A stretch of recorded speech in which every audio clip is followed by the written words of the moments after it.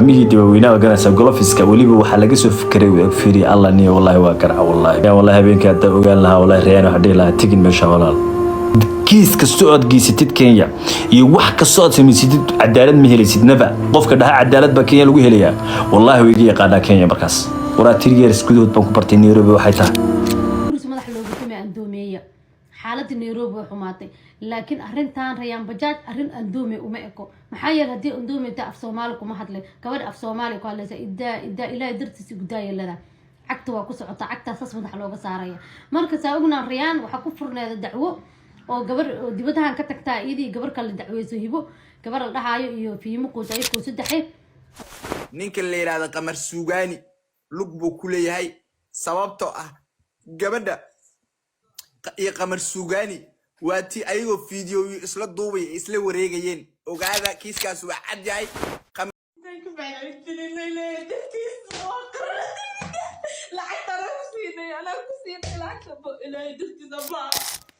Rayaan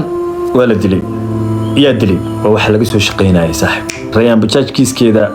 waxa shirqoolay dad ay eelo haystay Rayaan guri ayaa lagu garaacay waraa baralaatini wallahi baralaati ilaahay hal telefoon ba ilaahay ku badbaadiyay hal telefoon ba ilaahay ku badbaadiyay saaxib meedaha balooteelay looga talagalay saaxib gurigeeda lagu soo wareeray Soomaaliya gabadha gurigeeda hal TV lagama qaadantay waraa eeg fiiri hal TV dahab u yaala waa gabadh ganacsataa iska wax walba u yaala hanti baa u taala wax kasta u yaala mid lama qaadan saaxiibka Ali halo socday waxa loo socday ayada shakhsiyadaniyo nabarada ku yaala waa nabarada runtii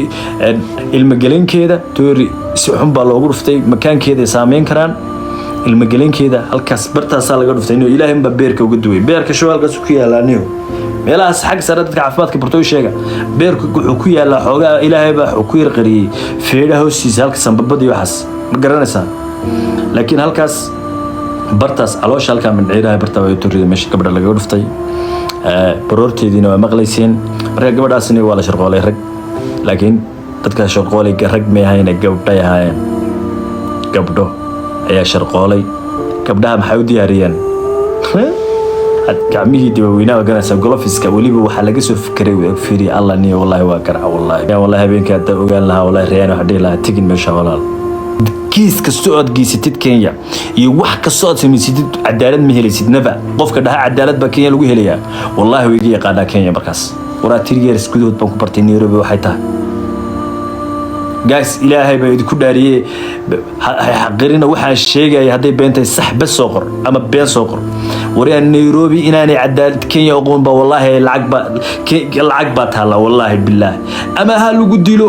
ama ha lagu waso ama ha lagu qarbudo ama ha lagu moofayo ama ha lagu suqaareeyo ninkii wax suqaareeyay halka haduu lacag dhigo kiiska dhanba meel baa la dhigayaa saaxiibka Ali hal qisayd ka sheekeynaya Nairobi waagan ku cusba anoo gaari wada anoo gaari la socda wiil yar oo aan rimgiis ka shigo liisan ma haysto ana wadanka xagaasan kay aan la qabsaday Sweden moogtay qofka ma taqaan liisan aan qofka haduu iska daayo wax liisan aanta wax weyn wada yar khaldan haduu galo stop saasay inanta yar Swedishka kaliya qasaa beeradin shirkad baa lagu leeyahay Brushan bas lacag kasta dhib waa lagu kaxaynaa saaxiib amid gniina lagu siina waa tan ka yaabay wada highway ay si khalada intuu ku galay buu gabadh ayna qabteen ma taqaanay ma garanaysa kuwan oo traffic meel istaag 500 oo Kenya shilin meeqa u dhigantaa 500 buu saagu dhiibay hadda khalad weyn maxaa dhici kari lahaa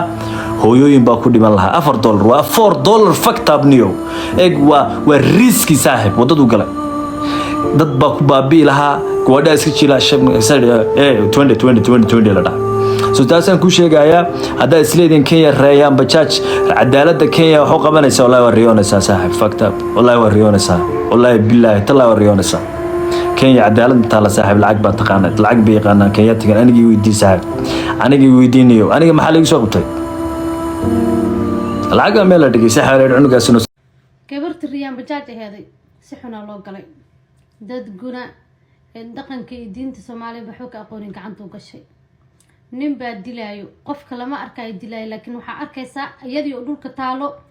madaxa dhiig fara badan ka socdo gacanta halkan garabka waxa ugu yaalo midi miya dhaawaca ugu yaalo madaxa sas waxa laga saarayaa buud oo cadaan ah lagu tumanaya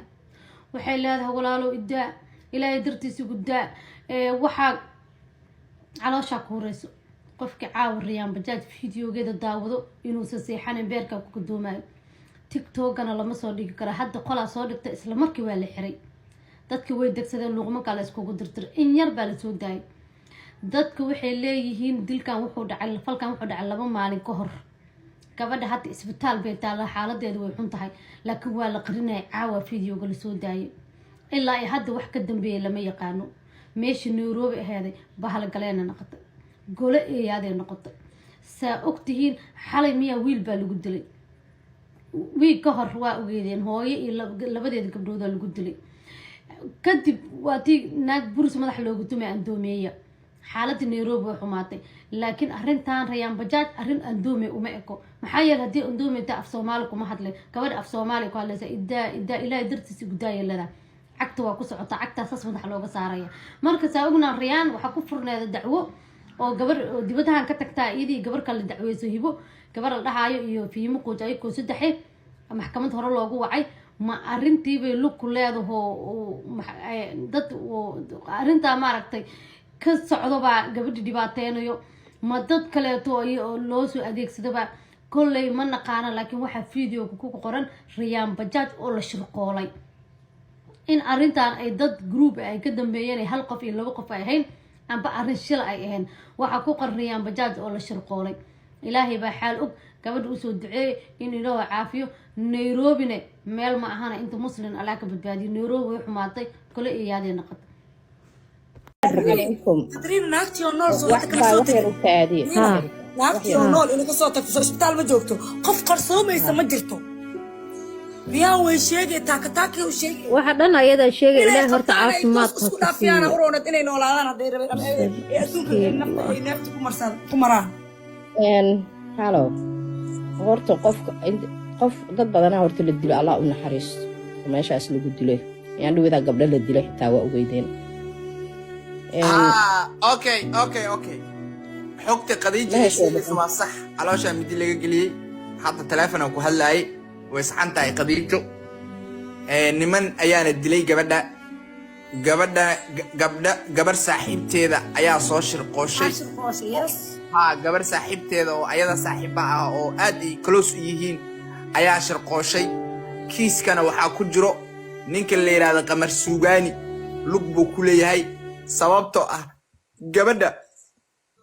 iyo Qamar Suugaani waatii ayagoo fiidiyoo isla duubay isla wareegayeen ogaada kiiskaas waa cad yahay Qamar Suugaani wuu ku cad yahay kiiskaas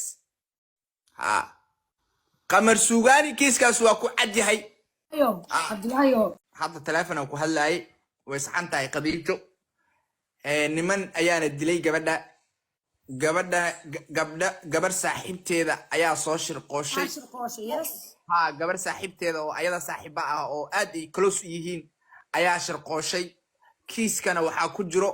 ninka la yiraahdo Qamar Suugaani lug buu ku leeyahay sababtoo ah gabadha iyo Qamar Suugaani waatii ayagoo fiidiyoo isla duubay isla wareegayeen ogaada kiiskaas waa cad yahay Qamar Suugaani wuu ku cad yahay kiiskaas Qamar Suugaani kiiskaas waa ku cad yahay Cabdilaayo ebo horta reeha degdegin reeha horta waday naf qabto ay nooshahay ma degdegay laakiin aniga sida hadda la sheegay midin calooshayay ma yastaqbaa sakiin logala dhacay intaas la soo sheegay isbitaal ay taala saasa la sheegay qofka ag dhaw area ka dhaw u tagay saakadan u tagay ii soo sheegay ila soo hadlay aniga goor saaka u tagto tolka ii sheegtay لعبت أنا كسيني أنا كسيني لعبت إلى درتي زبان